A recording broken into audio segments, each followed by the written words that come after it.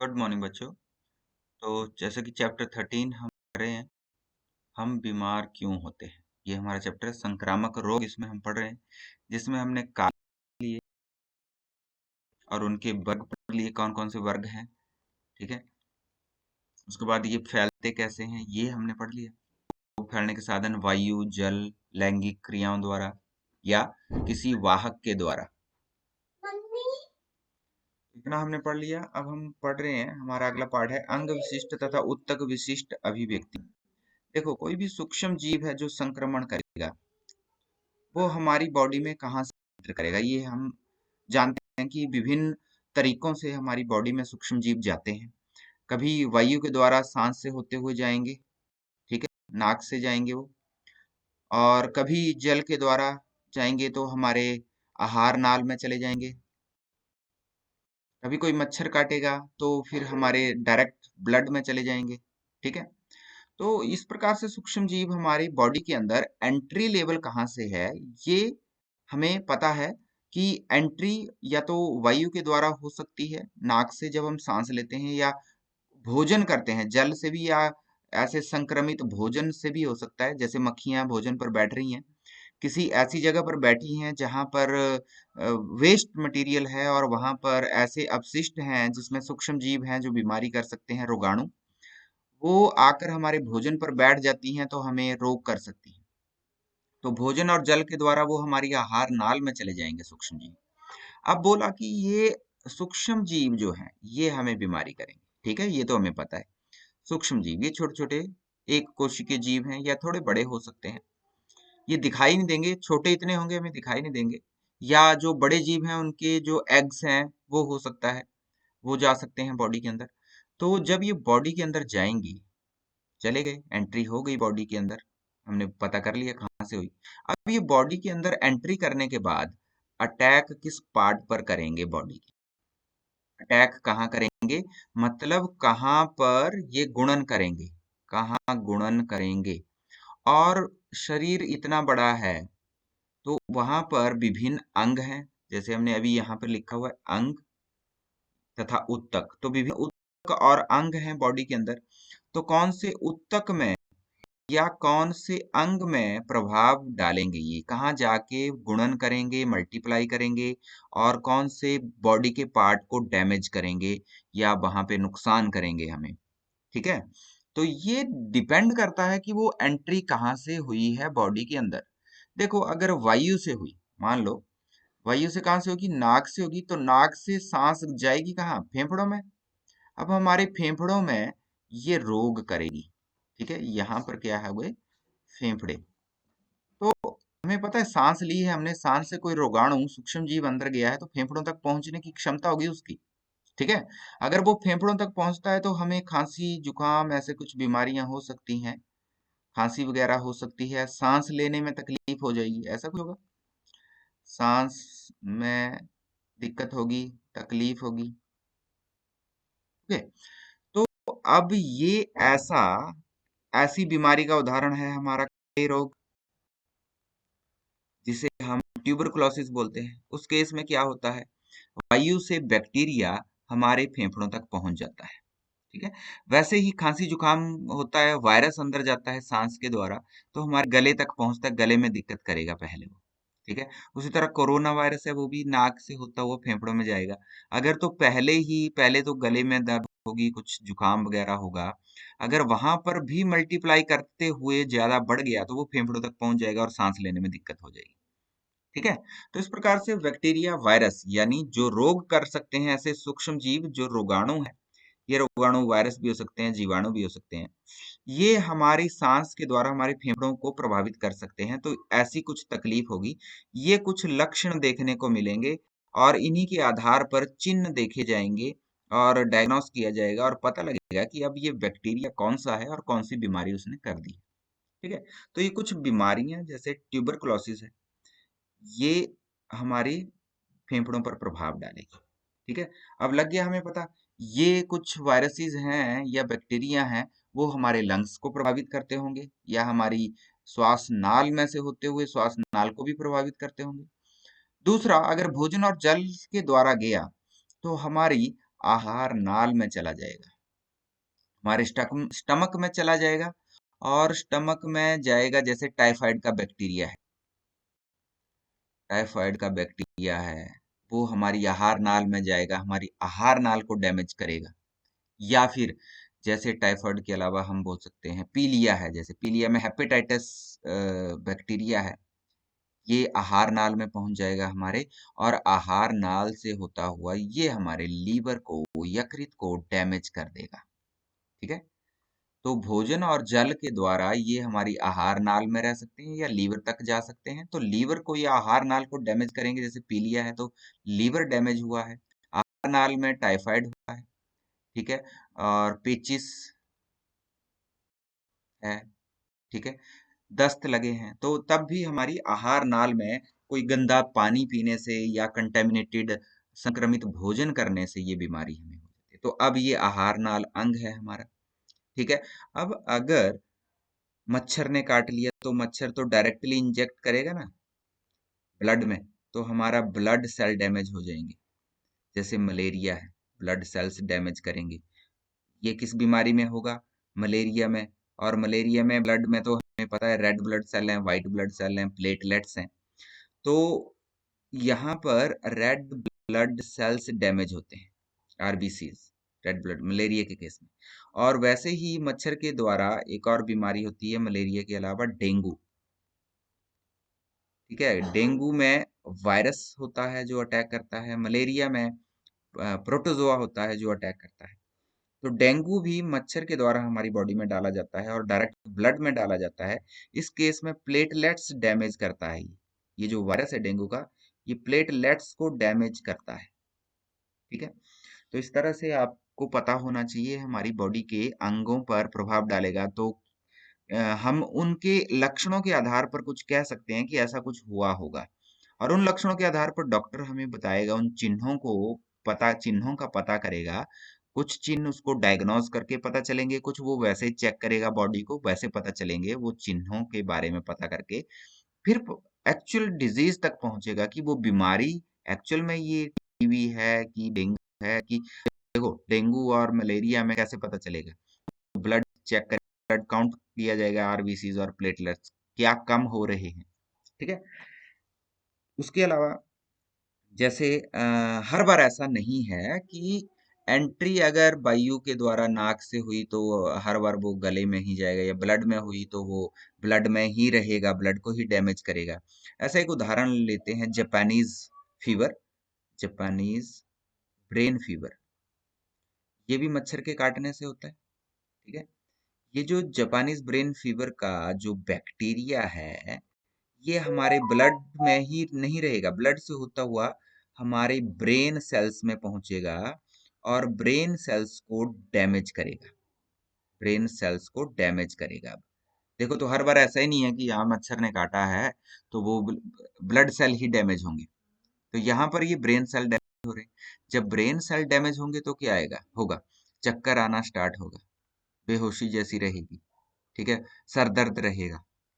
ठीक है, तो जापानीज ब्रेन फीवर में ऐसा कुछ होगा।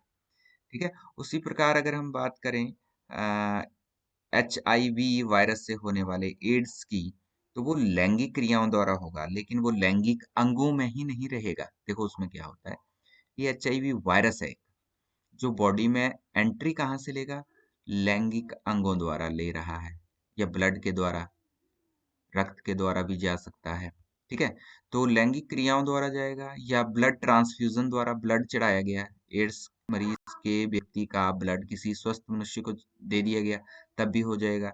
या बर्थ से हो सकता है, माँ से उसके चाइल्ड को हो सकता है, बच्चे को हो सकता है। ठीक है, लेकिन अब ये वायरस पहुंचता कहाँ है? देखो, ये जाता है हमारे लिम्फ ग्लैंड्स में। ठीक है, लिम्फ ग्लैंड्स में पहुंच जाएगा। ये सिर्फ या तो ब्लड में नहीं रहेगा या लैंगिक अंगों में नहीं रहेगा, ये लिम्फ ग्लैंड्स तक पहुंच जाएगा। तो अब क्या होगा? लिम्फ ग्लैंड में जाएगा ये, तो हमारे इम्यूनिटी को डैमेज करेगा, हमारे इम्यूनिटी या इम्यून सिस्टम, क्या बोलते हैं उसको, प्रतिरक्षा तंत्र, जो हमारी बॉडी में प्रतिरक्षा तंत्र है उसको डैमेज करता है। प्रतिरक्षा तंत्र बॉडी में क्या काम करता है? देखो ध्यान से सुनो। ये प्रतिरक्षा तंत्र हमारी बॉडी में कुछ सेल्स होते हैं जो बाहर से आए किसी भी रोगाणु या किसी भी अन्य कोशिका को समाप्त करने का प्रयास करेगा, समाप्त करेगा या मार देगा। ठीक है। तो कोई भी वायरस बैक्टीरिया हमारी बॉडी के अंदर जाता है, हमारे प्रतिरक्षा तंत्र हमारी रक्षा करता है। कोरोना बहुत फैला लेकिन सबको कोरोना नहीं हुआ। जिनकी इम्यूनिटी स्ट्रांग थी, जिनका प्रतिरक्षा तंत्र अच्छा था, उनको वो वायरस कुछ नहीं कर पाया। ठीक है। जिनका वीक था उनको ज्यादा प्रॉब्लम की उसने, कईयों की तो डेथ भी हो गई। तो इम्यून सिस्टम बहुत इंपॉर्टेंट है। और एड्स में क्या होता है, ये प्रतिरक्षा तंत्र पर ही वायरस अटैक करता है। अगर थोड़ा सा भी ये वायरस वीक हुआ प्रतिरक्षा तंत्र, तो इस पर हावी हो जाएगा और हमारी पूरी इम्यूनिटी को डैमेज कर देगा। अब क्या होगा, हल्का सा खांसी जुकाम भी हुआ तो वो न्यूमोनिया, अब हल्का सा खांसी जुकाम अगर कोई है तो क्या होगा, हमारा प्रतिरक्षा तंत्र तो डैमेज हो चुका है। अगर ये डैमेज हो गया तो खांसी जुकाम वाले वायरस को कंट्रोल नहीं कर पाएगा और इसकी अनकंट्रोल्ड वृद्धि हो जाएगी। जब बहुत ज्यादा वृद्धि हो जाएगी तो फिर ये हमारे पूरे बॉडी को डैमेज कर सकता है, फेफड़ों को डैमेज कर सकता है और यहाँ तक कि जान का खतरा भी हो सकता है।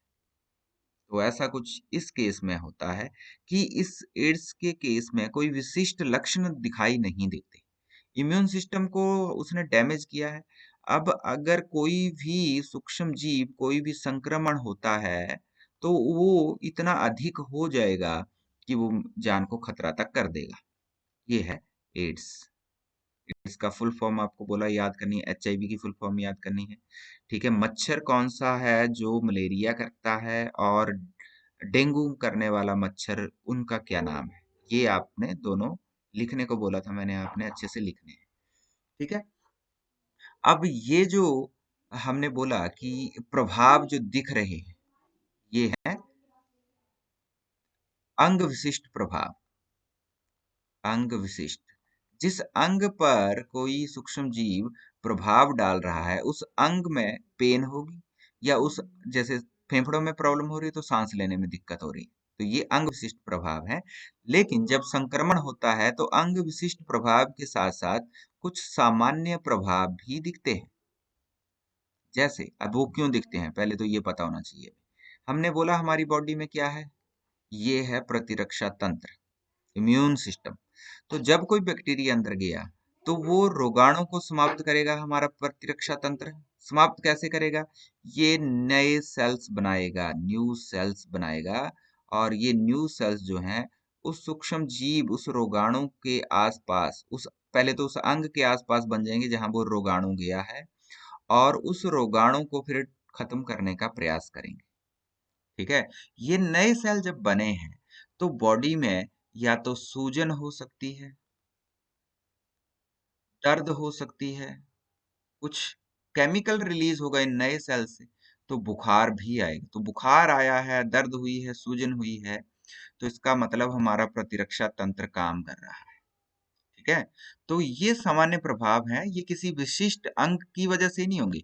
ये कोई भी अंग अगर प्रभावित होता है हमारा, तो ये सामान्य प्रभाव दिखाई दे जाएंगे। तो केवल इन सामान्य प्रभाव को देखकर हम बता नहीं पाएंगे ना कि क्या बीमारी हुई। ठीक है। तो अंग विशिष्ट प्रभाव जब दिखेगा तो पता चलेगा कि इस अंग में डैमेज हुआ है। ठीक है। अब ये हैं सामान्य प्रभाव जो हर बीमारी में हमें दिख जाते हैं। और क्यों दिखते हैं?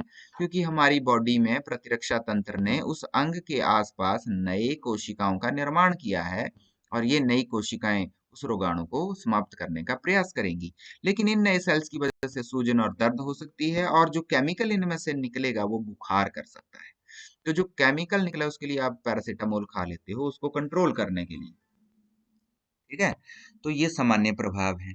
अब एक बात और, अगर कोई इंसान बीमार है, इतना बीमार है, कोई किसी को बुखार बहुत ज्यादा आ रहा है, 104 डिग्री, किसी को 99 डिग्री, दोनों केस में बुखार है, तो ये, या फिर सूजन है, कितनी सूजन है, दर्द कितनी है, ये तीव्रता, किसी बीमारी की तीव्रता किस बात पर निर्भर करती है कि सूक्ष्म जीव जो बॉडी के अंदर गया, देखो बॉडी के अंदर गया जो सूक्ष्म जीव, वो उसकी संख्या कितनी हो गई है, गुणन करने के बाद उसकी संख्या कितनी ज्यादा बढ़ गई है। अगर ये बहुत ज्यादा बढ़ी है तो बीमारी भी ज्यादा होगी ना, और हमारे अंग ज्यादा प्रभावित होंगे, वो अंग भी डैमेज ज्यादा हो सकता है, बुखार भी ज्यादा आ सकता है। लेकिन अगर संख्या कम है, अगर ये संख्या कम है तो बीमारी की तीव्रता भी कम होगी, अगर ज्यादा है तो ज्यादा होगी, और बहुत ही ज्यादा अगर हो गई तो ये घातक हो सकती है, तब भी उस केस में भी जान को खतरा हो सकता है। ठीक है, तो ये चीजें हमें समझनी है अच्छे से कि किस तरह से कहाँ कहाँ ये रोगाणु जा सकते हैं और किस तरह के प्रभाव उत्पन्न हो सकते हैं। कुछ अंग विशिष्ट होंगे, उत्तक विशिष्ट होंगे, और कुछ सामान्य प्रभाव होंगे, जिनको देखकर हम थोड़ा सा तो आइडिया लगा सकते हैं, वो लक्षण हमें पता लग सकते हैं कि क्या है। जिन लक्षणों के आधार पर चिन्ह जो है वो डॉक्टर देखता है, ठीक है, और उसके लिए वो डायग्नोस कर सकता है, टेस्ट करवा सकता है प्रयोगशाला में, तो उससे पता चल जाएगा कि अब बीमारी क्या है। ठीक है, और बीमारी कितनी तीव्र है ये सूक्ष्म जीवों की संख्या पर निर्भर करती है।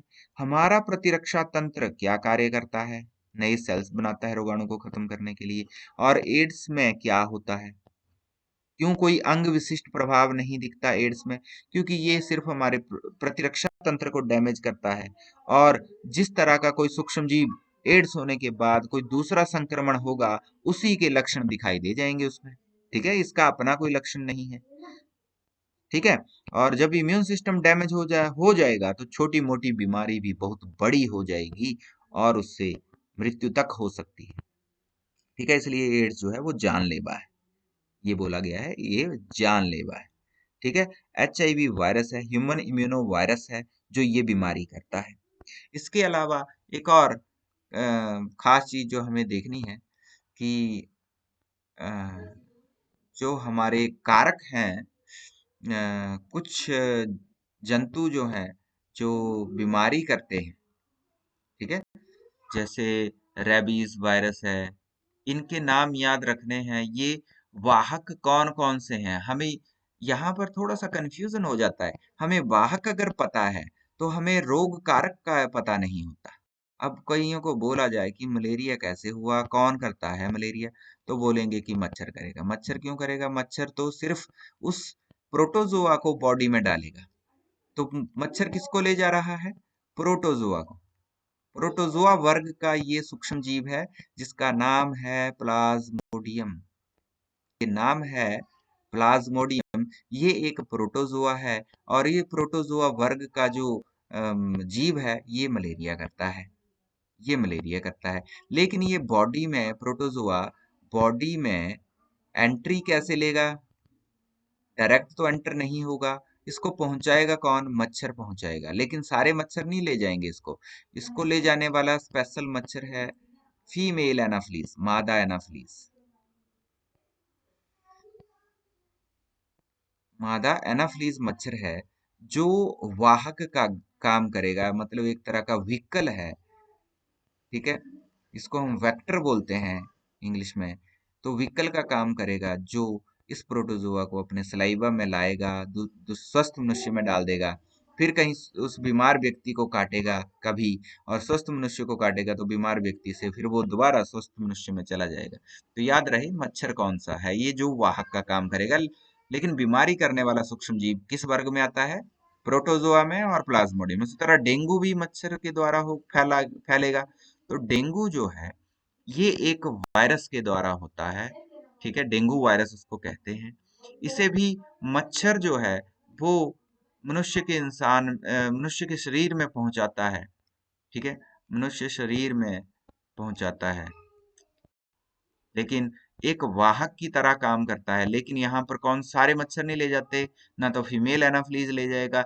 यहाँ पर मादा एडीज मच्छर है, ये छोटी क्लासेस में आपने पढ़ा है। मादा एडीज मच्छर है जो कि ये वाहक का काम करेगा डेंगू के केस में। डेंगू जो है हमारे प्लेटलेट्स को, पट्टिकाणु कोशिकाओं को डैमेज करेगा, लेकिन प्रोटोजोआ प्लाज्मोडियम जो है ये हमारे रेड ब्लड सेल्स को डैमेज करेगा। याद रहे, ये चीजें याद रखनी है आपने इतना काफी अच्छे से पढ़ो समझो, और कुछ समझ नहीं आता है तो फिर पूछ लो। ओके, इससे रिलेटेड सारे क्वेश्चंस करो, सॉल्व करो फटाफट और मुझे भेजो। Okay, thank you.